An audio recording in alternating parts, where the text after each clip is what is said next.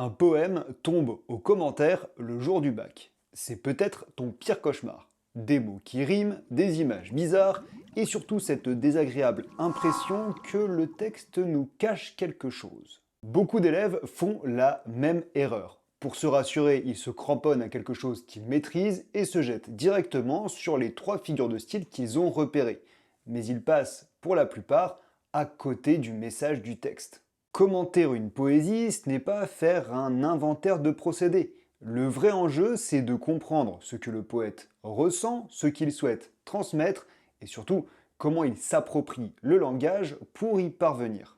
Pour éviter de partir dans tous les sens, je te propose 5 réflexes, 5 choses à observer pour bien analyser un poème.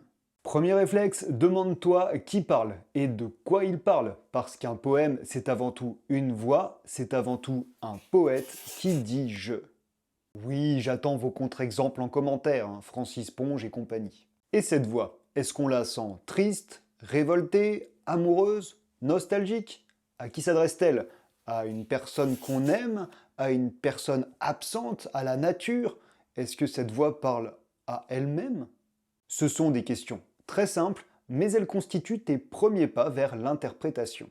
Un poème, c'est très souvent un poète qui dévoile ses sentiments à quelqu'un. Si tu arrives à identifier ça, ça mérite d'être commenté, et s'il est impossible d'identifier ce schéma, ça mérite d'être commenté aussi. Deuxième réflexe, regarde la forme du poème, parce qu'en poésie, la forme n'est pas là seulement pour faire joli. Et par la forme, j'entends les strophes, les vers, les rimes, tout ce qui relève de la structure du poème lui-même. Parce qu'un poème très régulier, comme un sonnet en alexandrin avec des rimes très travaillées, ça donne une impression de maîtrise, comme le fruit du travail d'un joaillier qui a patiemment poli sa pierre. Au contraire, des vers libres, une strophe irrégulière, des ruptures de rythme ou carrément un poème en prose, ça traduit quelque chose de plus spontané. Et si on va plus loin dans le détail, un rejet, un mot qui est renvoyé au vers suivant, est mis en lumière, de même que les mots à la rime, en fin de vers, sont des mots très importants. Tout ça relève de la forme, et la forme soutient le fond, le message du texte. Autrement dit, chaque mot est à sa place pour une bonne raison.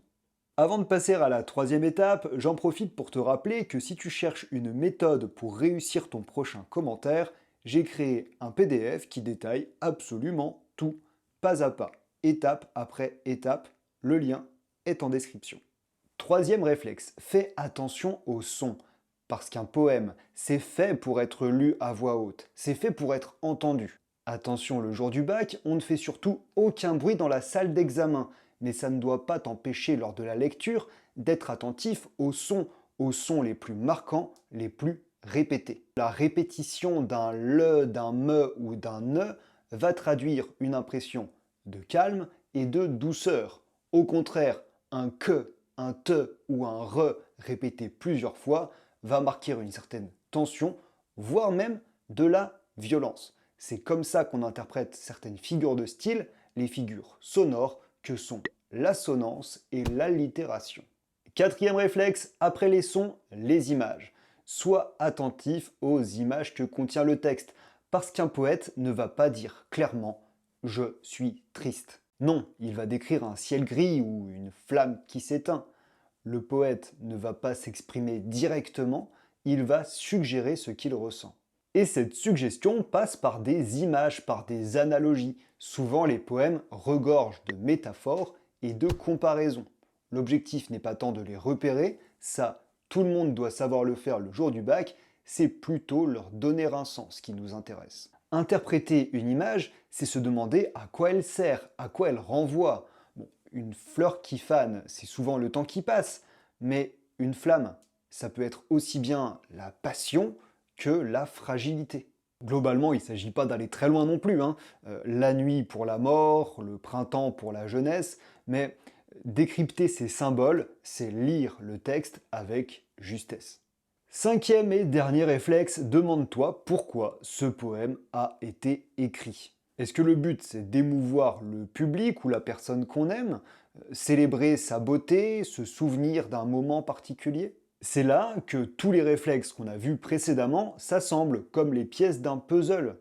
La voix, la forme, les sons, les images, tout cela converge vers une intention, un objectif, une visée. Cette visée, c'est celle de l'auteur et c'est le cœur de ton commentaire. C'est cette visée qui te permet de construire ta problématique comme ton plan. C'est elle qui va définir ta lecture du texte. En bref, un bon commentaire de poème s'intéresse à celui qui s'exprime, à la forme qu'il adopte pour le faire, aux images et aux sons qu'il mobilise afin d'identifier le projet, la visée de l'auteur. Merci d'avoir suivi ce cours, bon courage pour le bac et bonne journée.